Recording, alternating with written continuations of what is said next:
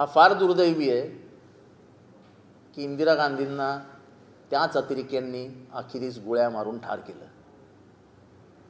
कर्तव्यपूर्ती करत असताना आपला जीव जाईल याची कल्पना त्यांना होती आणि म्हणून मृत्यूच्या आदल्या दिवशी त्यांनी भुवनेश्वरमध्ये केलेल्या भाषणामध्ये त्या म्हणाल्या होत्या कि मेरे बूंद का आखिरी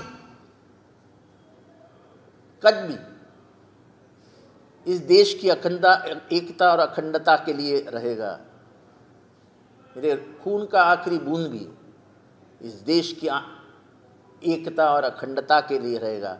त्या आल्या आणि दुसऱ्या दिवशी सकाळी 10:30 वाजता त्यांची अतिरेक्यांनी गोळी मारून हत्या केली. तेव्हा त्यांचं योगदान ह्याच्यावरील कोणीही शंका कधी घेऊ नये.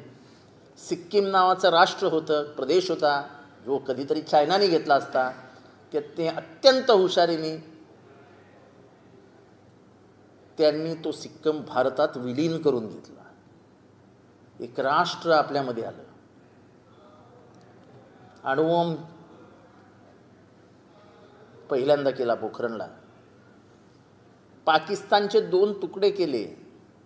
निक्सन आणि किसिंजर विरोधात असताना दोघांनाही सांगितलं मी तुमचं ऐकायला अमेरिकेत आलेले नाही, मी सार्वभौम अशा देशाची मुख्य प्रधानमंत्री आहे, इथे लोकशाही आहे, माझ्या देशाच्या बाजूला असलेल्या देशामध्ये अनवित अत्याचार होत आहेत आणि मी अत्याचार सहन करू शकत नाही. तुम्हाला काय म्हणायचं असेल ते म्हणा, पण पाकिस्तानच्या त्या भागाला मुक्त करणं हे माझं प्रथम कर्तव्य आहे. त्या देशात आल्या आणि त्यांनी युद्ध जाहीर केलं आणि पाकिस्तानचे 2 तुकडे केले. हे मी का सांगतोय तर पाकिस्तानच्या बाजूला असलेली आत्ताची लष्कर व्यवस्था, तिथून येणारे अतिरेकी, तिथनं होणारी घुसखोरी, तिथनं होणारे ड्रग्स, RDXचं स्मगलिंग, हे सगळं बघितल्यानंतर अशीच परिस्थिती जर त्या पाकिस्तानात राहिली असती तर या देशाला एकीकडे चायना, एकीकडे पाकिस्तान आणि दुसरीकडे पाकिस्तान अशा 3 सीमांवर लढावं लागलं असतं. 71 साली हा दूरदृष्टिकोन ठेवला त्यांनी की भारतापुढे ही परिस्थिती येऊ नये आणि म्हणून त्यांनी बांगलादेशची निर्मिती केली. तेव्हा मागच्या 2-3 दिवसामध्ये ज्या काही घडामोडी लोकांच्या चर्चेत आहेत त्याच्यावरती भाष्य करण्यासाठी म्हणून मी इथपर्यंत आलेलो.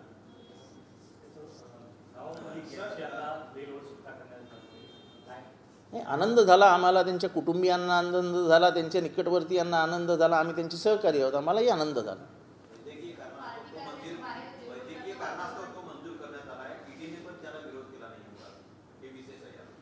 नाही, त्यांची तब्येत थोडीशी खालावलेली आहे, त्यांना किडनीचा आजार झालेला आहे आणि तो आजार दिसतोय आणि म्हणून ईडीची काय भूमिका मला माहीत नाही, पण जे काही आजार आहे तो आहे.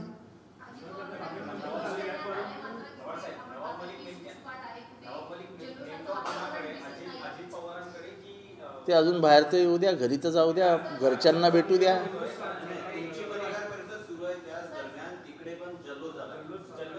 आमचा पण जल्लोष होईल ना, म्हणून तर मी आलो आहे ना. तुम्ही कशाला काळजी करता जल्लोषाची? जल्लोषाची कधी तुलना होत नसते, माणसाच्या मनाची तुलना होत असते. आम्ही नाटकी नाही होत ना. जल्लोष होईल ना, तिथे होतेच आनंदाची बाब, इथे होईल त्यात काय मोठे.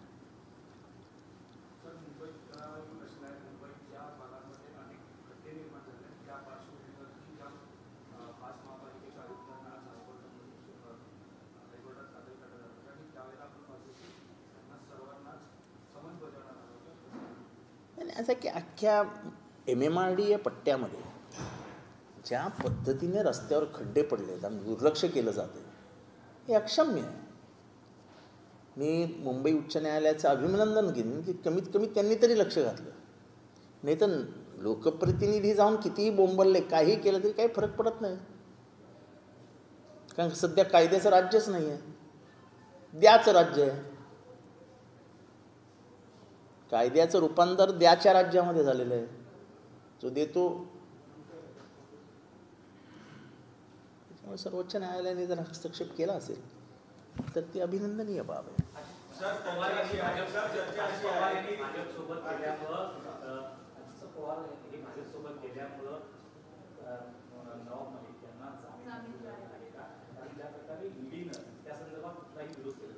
असं आहे, त्यांना जामीन मिळालं ही माझ्या दृष्टीने आनंदाची बाब आहे. ते कसा मिळाला, काय मिळालं हे काय मला माहीत नाही. मी काय गुप्तचर नाही आहे, मी पार्टीचा कार्यकर्ता आहे. त्यांना जामीन हा कायदेशीर सनद मार्गाने मिळालेला आहे. त्याच्यामुळे त्याच्यावरती असं काही भाष्य आणि तुमचा असा काही प्रश्न तुम्ही विचारलेला प्रश्नही मला मान्य नाही आणि त्याला उत्तर देणं तर संभवितच नाही.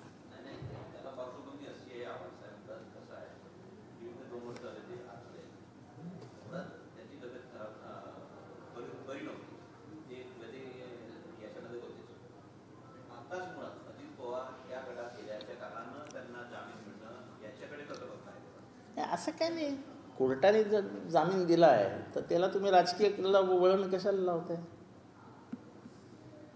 जामीन कोर्टाने दिलाय ना. अहो पण त्यांची किडनॅच खराब झाल्या तर ईडीने काय म्हणायला पाहिजे?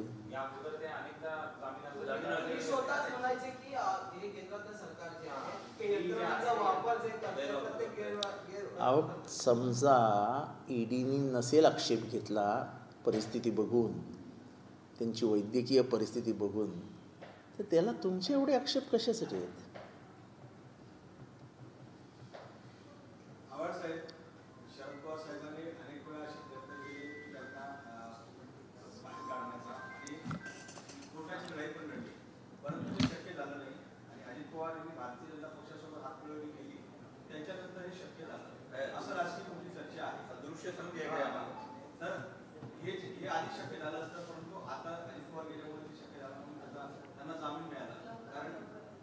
जो हुआ वो अच्छा हुआ, जो होगा वो भी अच्छा ही होगा, जो हो रहा है वो वही अच्छा ही है.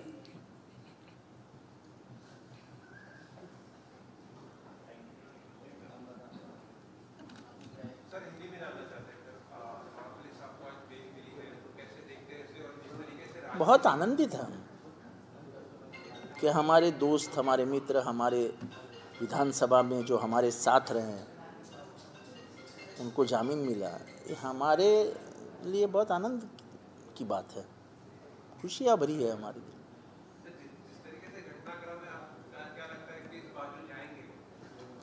कोई घटनाक्रम नहीं है, पहले उनको घर आने दो, उनके घर वालों से मिलने दो. बेटी है, सना है, कप्तान है, उनसे गले मिलने दो. सिर्फ राजनीति होती नहीं है, उनके घर में जो माहौल था पिछले 2 साल से उसका भी जरा ख्याल करो. घर में क्या दुख होता है, जब तक कोई अंदर नहीं जाता तब तक आपको भी नहीं समझेगा. राजनीति कोई भी कुछ भी करे, लेकिन उनके घर वालों के बारे में जब मैं सोचता हूँ तो मैं यही कहूँगा कि जैसा भी हुआ, जो भी हुआ, अच्छा ही हुआ.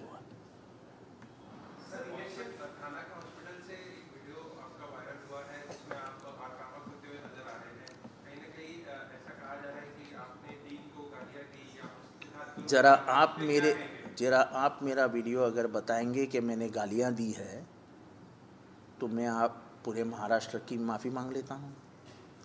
झूठ बात मत करिए. सबूत है आपके पास? सबूत है तो फिर आप मुझे ये सवाल क्यों पूछे? क्यों गलत सवाल पूछा आपने मेरे को? तुम पॉलिटिशियन की क्रेडिबिलिटी को ख़त्म करने का जिम्मा लेते हो क्या पत्रकार? अगर मैंने गाली दी ही नहीं तो तुमने किस आधार पे मुझे ये सवाल पूछा? ऐसी गलत काम मत किया करो. नहीं, गालियाँ दी, विचार आक्रामक था ना. मैं आज भी बोलता हूँ मैं आक्रामक था, क्योंकि एक आदमी मर गया, उसकी पत्नी चिल्ला रही है कि मेरा पति मर गया है, उसको वो ही बेड पे कम से कम 8 घंटा रखा गया था. मरने के बाद एक आदमी वार्ड में मर गया तो उसको उठा के आईसीयू में रख दिया छुपा करके. अब ऐसा मरने के बाद आपको तुरंत मेडिकल साइंसेस में कहा जाता है कि इमीडिएट उसको मॉर्चरी में लेके जाओ और फिर जो भी आपके जो प्रोसेस है, लॉ मेडिकल प्रोसेस है, उसको पूर्ण करो. मैं जब गया तो ये दोनों डेड बॉडीज वहीं पड़ी थी और उसमें से ही एक औरत ने मुझे फ़ोन किया था कि साहब मेरा पति मर गया है, कोई देखने भी नहीं आ रहा है. अरे म्हणून मी और इसीलिए मैं हॉस्पिटल पहुंचा. मेरा कोई हेतु राजनीतिक नहीं था. आपके मालूमात के लिए बताता हूँ को मैंने एक भी गाली किसी को नहीं दी। जितेंद्र आव्हाड बहुत बदल चुका है और उधर भी मैंने कहा कि ये बदला हुआ जितेंद्र आव्हाड है, इसलिए मैं शांत बैठा हूँ,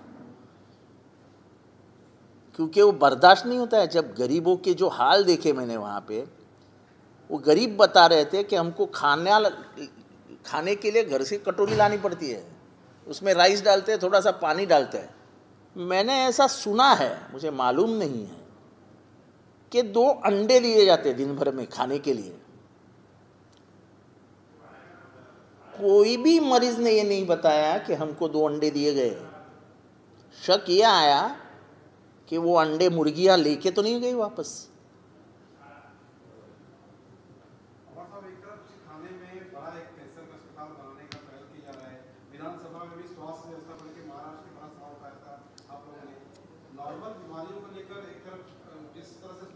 मुझे लगता है कि थाना की हालत देखी जाए तो ऐसा है कि उसको मेकअप ही ज़्यादा किया जाता है, अंदरूनी खोखला है। पेंटिंग किया जाता है, लाइट लगाए जाते हैं, 400 करोड़ रुपए के बिल दिए जाते हैं। एसएमसी नाम का कॉन्ट्रैक्टर है, वो म्यूनसिपाल्टी का जवाई बन के बैठा है। हर बड़ा कॉन्ट्रैक्ट आता है तो उसको ही जाता है, कोई उस पर बात नहीं करता हूँ। 10 बार मैंने विधानसभा में बात की, बोलने के लिए कोई तैयार नहीं, बात करने के लिए कोई तैयार नहीं। आप आइए हमारे थाना में, कैसे रंगी बेरंगी हो गया है, आपको लगेगा जैसे हम बार में घुस रहे हैं।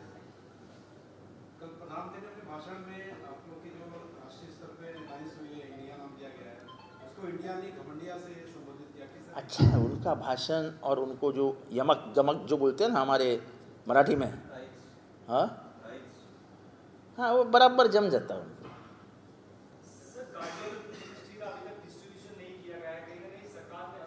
अरे वो गार्डियन है ही नहीं ना, प्रॉब्लम ये है। गार्डियन का शब्द जानते हो ना क्या है, मतलब जानते हो ना, वो गार्डियन है ही नहीं। हमको क्या लेना देना है उससे? पिछली बार भी 15 अगस्त आके गया और हर साल आके जाता है, तो क्या हो गया? नहीं रहेगा गार्डियन मिनिस्टर तो क्या होता है? जब पूछो सवाल उनसे यही जवाब मिलेगा।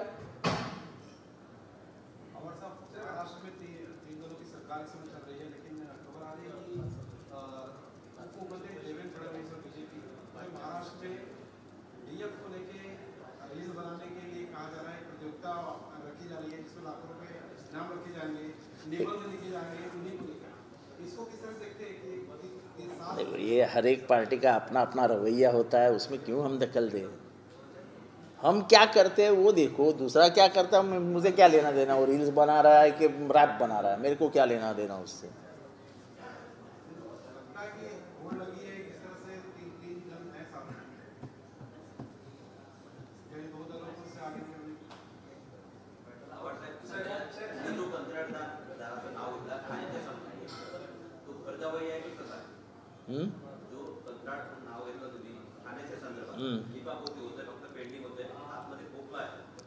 नाही तसं नाही मी म्हटलं, तसं मी नाही म्हटलं. पेंटिंग केलं, लाईट लावले, अख्ख्या ठाण्याभर लाईट लावले, ते 8 दिवस चालले, 8 दिवसानंतर बंद झाले. पेंटिंग केलं, पावसात सगळं पेंटिंग असं ते काय म्हणतात ना, असं ते पाणी जाऊन खराब झालं. म्हणजे करोडो रुपये टाकल्यानंतर दृश्य काय दिसतंय? ते काहीच नाही. आणि म्हणून मी सांगितलं की असे 400-200 कोटी रुपये इथे तिथे टाकण्यापेक्षा ते जर आरोग्य व्यवस्थेत टाकले तर 4-2 जणांचे जीव वाचतील, आणि त्याची गरज आहे. कारण का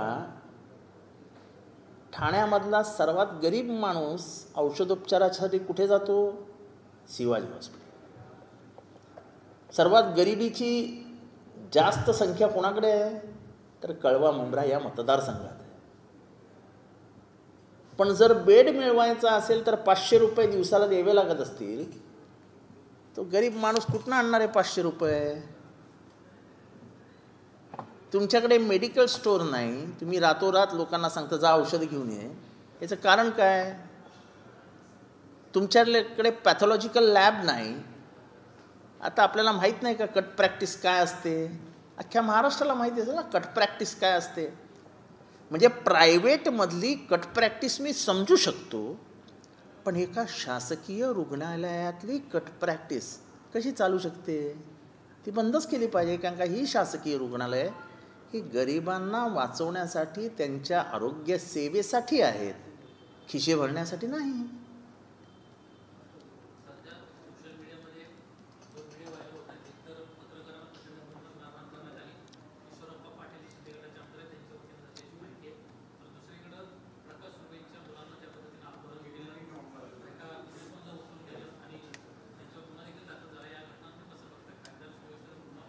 नाही, मला एक प्रश्न विचारायचा, तुम्ही काय आंदोलन काळ्या पट्ट्या वगैरे केलं की नाही? काय केलं? हां, अच्छा, राज्यपालांना भेटले. वा, व्हेरी गुड. जे काय होत आहे हा पॉलिटिकल अरोगन्स आहे. जेव्हा राजकीय मगरुरी येते तेव्हा अशा घटना घडायला सुरुवात होतात. ज्या पद्धतीने त्या महाजनला मारला आहे खाली पाडून लाथाबुक्क्यांनी, मला नाही वाटत आजपर्यंत आमच्या राज्यात कधी पत्रकारांना अशी मारहाण झाली आहे. तुम्ही जीव घेतला त्या वानरसेचा, काय त्यांचं नाव, वारिंगसे, बारसू. ज्या राज्यामध्ये पत्रकाराच्या अंगावरती जीभ घालून त्याला ओढून नेऊन जिवंत मारला जातो, त्या राज्यात अजून काय अपेक्षा करता तुम्ही? काय अपेक्षा करता? काही होणार आहे का? संबंधित आमदारावरती काही गुन्हा होणार आहे का? दाखल होणार आहे का? काही होणार नाही. पण मला वाटतं तुम्ही लोकांनी जर कडक भूमिका घेतली तर सरकारला झुकावं लागेल.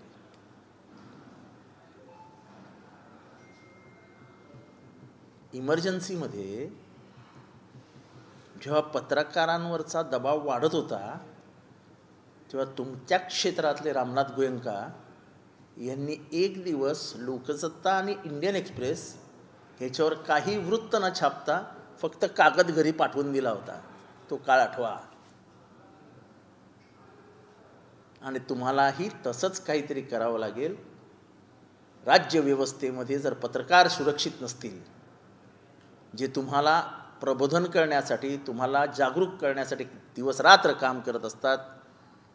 मी नेहमी कौतुक करतो खास करून इलेक्ट्रॉनिक्स मीडियामधल्या पत्रकारांचं, की उन्हात उभं राहावं लागतं, पावसात उभं राहावं लागतं, जे काही नैसर्गिक विधी असतात ते कुठे करत असतील, काय करत असतील, ह्याच्याबद्दल नेहमी माझ्या मनात कळ असते.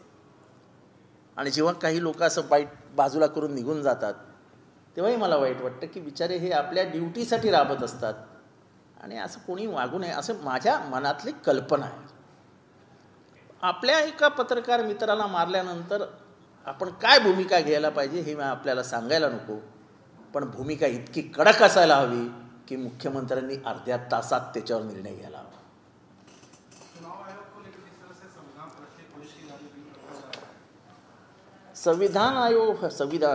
चुनाव आयोग को सर्वोच्च न्यायालय ने एक निकाल दिया था कि उसमें मुख्य न्यायाधीश और प्रधानमंत्री और विरोधी दल के नेता, ये तीनों उस पैनल में रहेंगे और उधर से चुनाव किया जाएगा. अब वो एक ऐसा बिल लाए हैं जिसमें चुनाव अपने चीफ जस्टिस ऑफ इंडिया को हटाया गया है.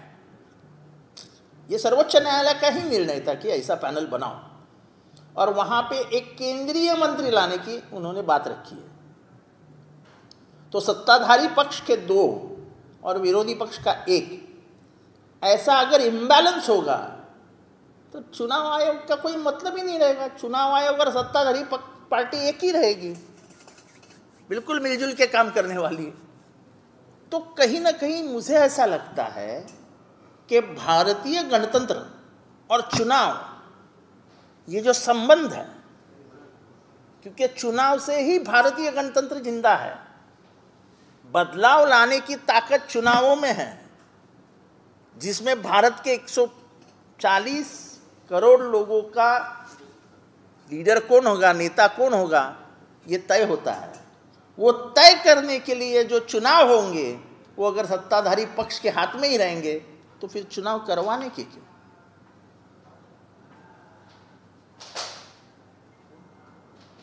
इसमें कहीं भी पॉलिटिकल इंटरफियरेंस नहीं चाहिए।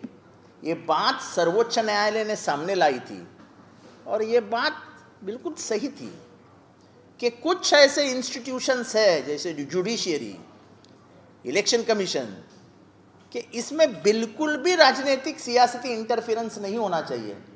अब तो सभी इंस्टीट्यूशंस ऐसा लगता है कि केंद्र सरकार ही चला रही है, तो फिर न्याय किसको मिलेगा? जो उनके बाजू से उनको ही मिलेगा, और उनके विरोध में है उनको न्याय की कोई अपेक्षा करने की जरूरत ही नहीं है। फिर मैंने बात किया ना उसके ऊपर।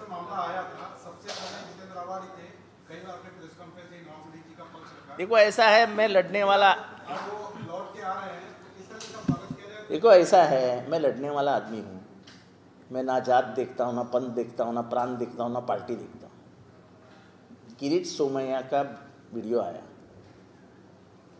कोई बात नहीं कर रहा था, मैंने कहा ऐसे वीडियो आना गलत है, किसी की निजी ज़िंदगी में मत जाओ।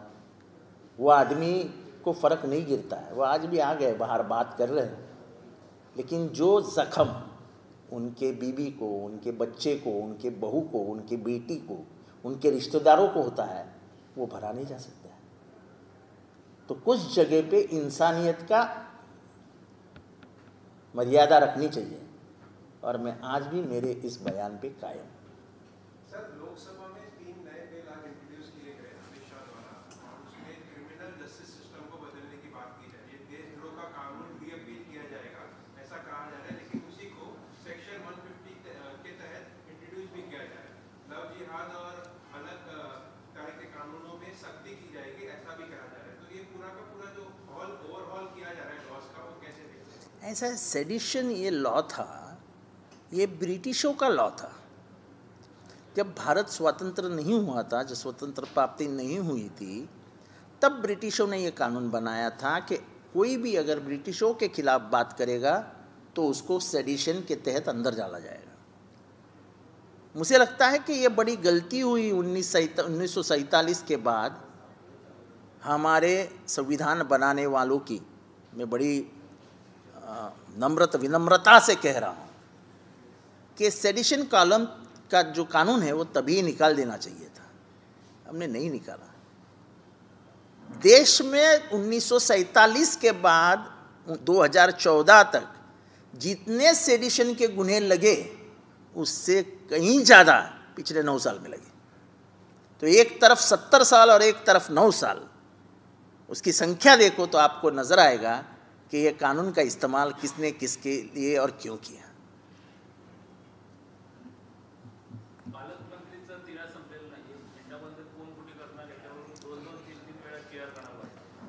अहो सगळे कलेक्टर्स करतात, कोण पालकमंत्री जातच नाही। मागच्या वर्षी कोण गेलेलं काय? आमच्या ठाण्यात सुद्धा मागच्या वर्षी कलेक्टरनी केलेलं झेंडावंदन।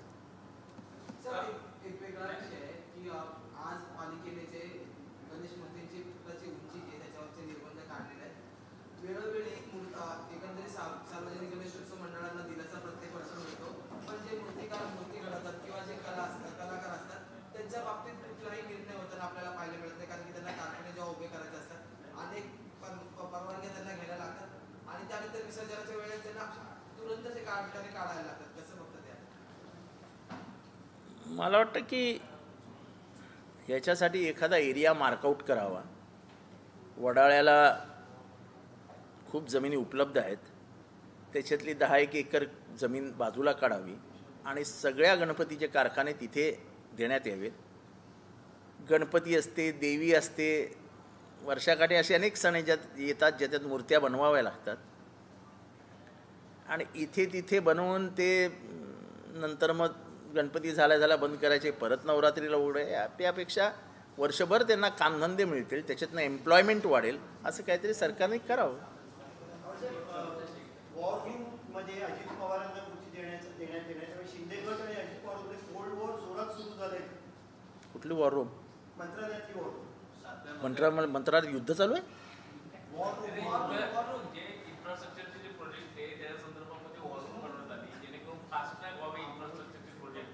नाही बाबा, माझा आणि युद्धाचा काय संबंध नसतो. मी अतिशय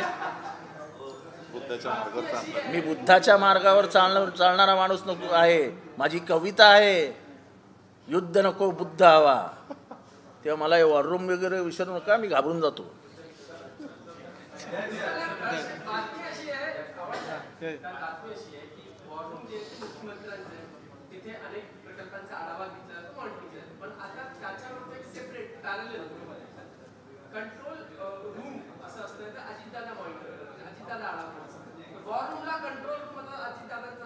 असतात ना नेहमी. जनरल असतो, लेफ्टनंट जनरल असतो, त्याच्यानंतर कमांडर असतो, असे वेगवेगळे लोक असतात ना युद्धामध्ये. पण वेगवेगळे असे major general, lieutenant general, captain, major, हे सगळं असतं ना. त्यामुळे ते अशी मिलिटरीची व्यवस्था असते.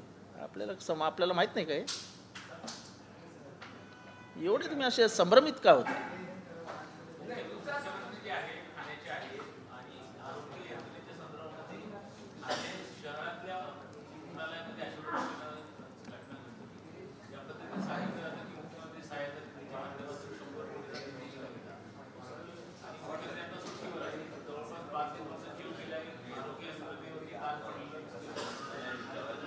मला वाटतं की गेले अरे यार काय यार 32 वर्ष एका राजकीय पक्षाच्या हातात सत्ता आहे. आणि आता त्यांना आवडलं नाही मी जे बोललो होतो ते. मी 2014 साली सांगितलेलं की हॉस्पिटल चालवणं हे मुंबई महानगरपालिकेसाठी सोपं आहे, कारण का त्यांचं स्वतःचं बजेटच प्रचंड मोठं आहे. पण ठाणे महानगरपालिकेसाठी तो पांढरा हत्ती आहे. तेव्हा मी सांगितलेलं, मी मेडिकल एज्युकेशन मिनिस्टर होतो. मी पृथ्वीराज चव्हाणांना सांगितलं होतं की साहेब माझ्यासाठी एवढं करून द्या. ते म्हणाले बरं ठीक आहे करूया आपण. माझ्याबरोबर कमिशनर होते असीम गुप्ता, जे आता अर्बन डेव्हलपमेंट सेक्रेटरी आहेत. आमच्या दोघांची चर्चा झाली. त्यांनी मला सांगितलं की जितेंद्र अगर हे हॉस्पिटल गव्हर्नमेंट घेऊन टाकतं तर खूप बरं होईल, खूप आमचा आर्थिक भार कमी होईल, आमचं खूप ओझं कमी होईल. पण तेव्हा काही जणांनी इगो केला की नाही नाही नाही नाही गव्हर्नमेंटला कशाला द्यायचं, हे तर आपणच चालवलं पाहिजे. आणि आज त्याचे परिणाम भोगत आहेत. म्हणजे महानगरपालिकेच्या तिजोरीतनं तुम्हाला खर्च करता येत नाही, तुम्हाला कंट्रोल करता येत नाही. विनाकारण जे क्षेत्र आपलं नसतं त्या क्षेत्रात महानगरपालिकेचं हॉस्पिटल चालवणं हे कामच नाही आहे. छोट्या छोट्या डिस्पन्सऱ्या नाही चालवू शकत तुम्ही. काल आम्ही गेलो, रात्री तिथे कुत्रे बसलेले होते, कुत्रे हागून ठेवलं होतं, मांजरींनी हागून ठेवलं होतं. कसल्या हेल्थ बोलता तुम्ही? Most infectious. ICUच्या बाहेर कुत्रा बसलेला होता, 2 कुत्रे राखणदारी करत होते काय ते मला माहीत नाही, का पेशंटच्या बरोबर आले होते मला माहीत नाही. ही जर तुमची अवस्था असेल आणि ही जर तुमची व्यवस्था असेल तर काय बोलायचं?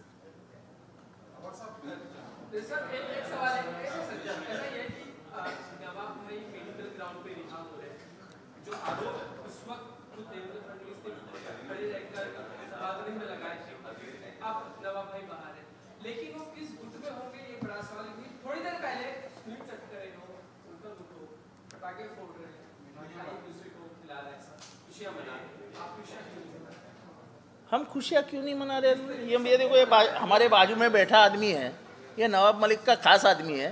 ये अपने एरिया में पटाखे बजा के पेड़े बांट के इधर आया है.